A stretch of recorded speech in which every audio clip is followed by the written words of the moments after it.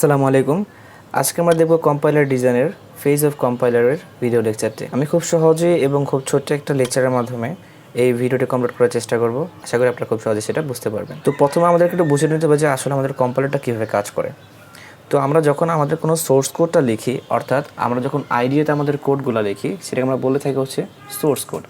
আইডিতে যখন আমরা কোডগুলো লিখি, সেটা যে কোনো ল্যাঙ্গুয়েজ হতে পারে, C, C plus plus, Java, Python, Kotlin and others one, যে কোনো ল্যাঙ্গুয়েজ সেটা হতে পারে।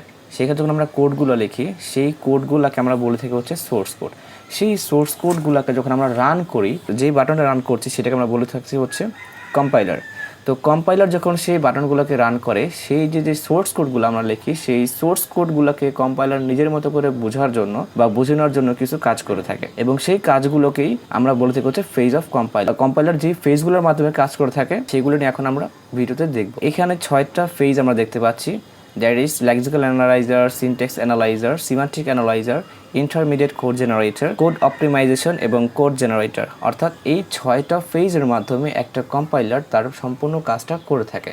অর্থাৎ সে নিজে বুঝতে পারে যে হ্যাঁ, এটা সোর্স কোড, সেটাকে আমার এভাবে কাজ করতে হবে। ওকে, ফাইন। তাহলে প্রথমে যেটা করে সেটা হচ্ছে যে সোর্স কোডটা থাকে, অর্থাৎ আমরা যে কোডগুলো আইডিয়াতে লিখে থাকি, সেই সোর্স কোডগুলোকে সে একটা লেক্সিক্যাল অ্যানালাইজার নামে একটা ফেজে সে প্রথমে সেটাকে ট্রান্সফার করে। এখন লেক্সিক্যাল অ্যানালাইজার ব্যাপারটা কি, ধরে নেই আপনি 7ই মার্চের যেই কনসার্টটা হয়, জয় বাংলা কনসার্ট, সেখানে গেছেন। সেখানে যাওয়ার জন্য, স্টেডিয়ামে ঢোকার জন্য আপনাকে অবশ্যই একটা টোকেন নিতে হবে বা একটা টিকিট নিতে হবে বা আপনাকে রেজিস্ট্রেশন করতে হবে, যাই কিছু হোক। তো এটা আপনাকে করতে হচ্ছে। সেম টু সেম সোর্স কোডটা যখন কম্পাইলার করতে শুরু করে, তখন কম্পাইলার নিজের বোঝার জন্য সেটাকে প্রথমে একটা লেক্সিক্যাল অ্যানালাইজারের একটা ফেজের মাধ্যমে সেটাকে ট্রান্সফার করে। সেটাতে যেটা হয় সেটা হচ্ছে স্ট্রিম অফ টোকেন, অর্থাৎ সেই যে সোর্স কোডগুলো আছে, সেই সোর্স কোডগুলোকে ভেঙে ভেঙে ছোটো ছোটো কিছু টোকেনে পরিণত করা হয়। আমরা যেরকম টিকিট নিয়ে কোথাও না কোথাও যাই, সেরকম সে কিছু পরিমাণ সোর্স কোডগুলোকে সে একটা টোকেনে, ছোটো ছোটো টোকেনে সেটা ভাগ করে। টোকেন বলতে আমরা কী বুঝতে পারছি? হতে পারে আমরা আমাদের সোর্স কোডের কোথাও কোনো অপারেটর ইউজ করছি, সেটা হতে পারে প্লাস, মাইনাস, ডিভাইডেড, মাল্টিপ্লিকেশন, অথবা কোনো অ্যাসাইনমেন্ট অপারেটর যেরকম ইকুয়ালস, এগুলো আমরা ইউজ করছি, অথবা কোনো ভেরিয়েবল, এই সবগুলো আমরা ইউজ করছি ধরে নিই। তো এই সবগুলোকে একটা ছোটো ছোটো টোকেনে সেটাকে ভাগ করে দেবে। সে ফর এক্সাম্পল, আমি আমার সোর্স কোডের কোথাও লিখেছি ইন্টিজার 20। লেক্সিক্যাল অ্যানালাইজারে সেটাকে 20টাকে একটা টোকেনে ভাগ করে দেবে, ইন্টিজারটাকে একটা টোকেনে ভাগ করে দেবে। সে এরকম ছোট ছোট করে এক একটা করে টোকেনে সেটাকে ভাগ করে দেয়। আমরা এইগুলোকে নিয়ে ডিটেলসে আরও একটা ভিডিও টিউটোরিয়ালে সেটাকে বোঝার চেষ্টা করব যে এই কম্পাইলারটা কীভাবে আসলে একটা কোডকে 6টা ফেজ দিয়ে সেটাকে কাজ করে, আমরা বোঝার চেষ্টা করব। তারপর যেটা হচ্ছে সিনট্যাক্স অ্যানালাইজার, এই টোকেনগুলোকে সে দেওয়ার পরে সে এই টোকেনগুলো থেকে দ্বিতীয় একটা ধাপে যায়, সেটার নাম হচ্ছে সিনট্যাক্স অ্যানালাইজার। সিনট্যাক্স অ্যানালাইজার এই যে টোকেনগুলো পেয়েছে, সেই টোকেনগুলো থেকে একটা ট্রি গঠন করে, সেটাকে আমরা বলে থাকি সিনট্যাক্স ট্রি, অথবা মাঝে মাঝে আমরা বলে থাকি সেটাকে পার্স ট্রি। তারপর যেটা হয় সে তার পরের ধাপে চলে যায়। আমরা এই ভিডিও টিউটোরিয়ালে জাস্ট এই ধাপগুলোতে কী কী কাজ হয় বা ধাপগুলো নিয়ে জানার চেষ্টা করব। সিনট্যাক্স ট্রিতে যখন সে গঠন হয়ে গিয়েছে, সিনট্যাক্স ট্রি থেকে সে চলে যায় তার নেক্সট যে ধাপ আছে সেই ধাপে, সেটার নাম বলছি আমরা সিম্যান্টিক অ্যানালাইজার। অর্থাৎ সে কী করবে, সে এই ধাপে এসে সিনট্যাক্স ট্রি থেকে সে আরেকটা ট্রি গঠন করবে, যার নাম আমরা বলতেছি সিম্যান্টিক ট্রি। সিম্যান্টিক ট্রি যখন গঠিত হয়ে যাবে, সিম্যান্টিক ট্রি এর পরে সেটা চলে যাবে তার নেক্সট যে ধাপ, সেটা হচ্ছে ইন্টারমিডিয়েট কোড জেনারেটর। অর্থাৎ সে এই যে ধাপটা আছে intermediate code generator, this is very important. এখান থেকে আসলে মেন কাজটা শুরু হয় ট্রি গঠনগুলো হওয়ার পরে। আর স্টুডেন্ট সবসময় এখানে ভুল করে, আমরা অন্য যে ভিডিও টিউটোরিয়ালটা করব সেখানে একটা প্র্যাকটিক্যালি একটা কোড দিয়ে সেটাকে আমরা বোঝার চেষ্টা করব। আশা করি এই ভিডিও টিউটোরিয়ালে আমরা সেই ভিডিওর যে লিঙ্কটা সেটা দিয়ে দেবো, দেখার জন্য অনুরোধ রইল, তাহলে আপনারা আরও সহজেই সেটা বুঝতে পারবেন। ইন্টারমিডিয়েট কোড জেনারেটর এসে সিম্যান্টিক ট্রিটাকে সেটা 3 অ্যাড্রেস কোডে রূপান্তরিত করে। 3 অ্যাড্রেস কোড বলে যেটা আমরা বোঝাচ্ছি, কোনো 3 লাইনের কোনো কোড না, অর্থাৎ সে যখন একটা কোড লিখবে সেটা অবশ্যই সেটা 3 অ্যাড্রেস কোডের হবে। সে ফর এক্সাম্পল, আমি বলতে পারি সেখানে, আমি ধরে এনেছি t1 = t2 + t3, 1 2 3। আসলে এই যে 3টা ধরে নিলাম ভেরিয়েবল, এগুলো যে লিখতাম সেটাকে আমরা বলছি হচ্ছে 3 অ্যাড্রেস কোড। অর্থাৎ 3-এর চেয়ে বেশি হওয়া যাবে না, সেটাকে আমরা বলেছি হচ্ছে ট্রি অ্যাড্রেস কোড। যখন সেটা ট্রি অ্যাড্রেস কোডে রূপান্তরিত হলো এই সিম্যান্টিক ট্রিটা থেকে, তারপরে চলে যায় সেটা নেক্সট কোডে, অর্থাৎ কোড অপটিমাইজেশন। এই যে ট্রি অ্যাড্রেস কোডটা পেয়েছি, ট্রি অ্যাড্রেস কোডটা যখন এইগুলাকে ট্রি অ্যাড্রেস কোডে রূপান্তরিত করবে, সেখানে অনেকগুলো বেশি লাইন হয়ে যায়। সেই লাইনগুলোকে কমিয়ে আনার জন্য, আমাদের কোডটাকে অপটিমাইজ করার জন্য আমরা যেটা ইউজ করি সেটা হচ্ছে আমাদের কোড অপটিমাইজেশন। অর্থাৎ সে ফর এক্সাম্পল, আপনি কোথাও একটা শপিংয়ে গেছেন, অনেকগুলা কেনাকাটা করছেন, প্রত্যেক জায়গায় একটা করে ব্যাগ দিছে। আমরা যেটা সর্বশেষ চেষ্টা করি, ব্যাগগুলোকে একটা ব্যাগে ঢোকানোর জন্য চেষ্টা করি। অপটিমাইজ করার পর যেটা করবে সেটা হচ্ছে কোড জেনারেটর, অর্থাৎ এই কোডটাকে সে সর্বশেষ অ্যাসেম্বলিতে পরিণত করে দিবে।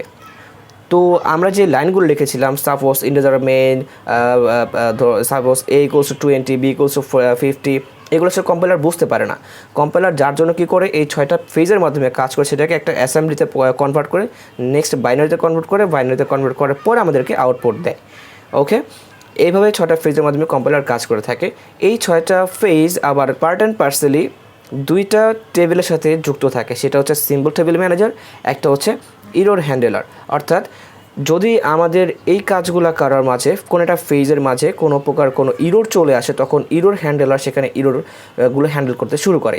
সো ফর এক্সাম্পল, আমরা যখন লেক্সিক্যাল থেকে সিনট্যাক্স অ্যানালাইজার চলে আসছি, বা সিনট্যাক্স থেকে সিম্যান্টিকে চলে আসছি, আমার সিম্যান্টিক আসার পরে মনে হলো বা কম্পাইলার মনে করলো যে আমি সিনট্যাক্স ট্রিতে কোনো ভুল করে চলে আসছি, তখন সে কী করবে, তখন ইরর হ্যান্ডেলার থেকে সে এটাকে হ্যান্ডেল করে নেবে। এবং সে যদি সেখান থেকে কোনো মেমোরি বা ইনফরমেশন তার আবার দরকার হয়, তখন সে সাহায্য নেবে হচ্ছে সিম্বল টেবিল ম্যানেজারে। সিম্বল টেবিল ম্যানেজারের যে কাজগুলো আছে, সে প্রত্যেকটা এই ফেজগুলোকে প্রত্যেকটাকে ভেরিফাই করে। আমি এখানে লিখে দিচ্ছি, প্রত্যেকটাকে সে ভেরিফাই করতে পারে। এবং যদি আমাদের কোনো ইনফরমেশন দরকার হয়, ফর ইনফরমেশন, আমি এখানে লিখে দিচ্ছি, for information or find something, যদি আমাদের কোনো কিছু খুঁজে বের করতে দরকার হয়,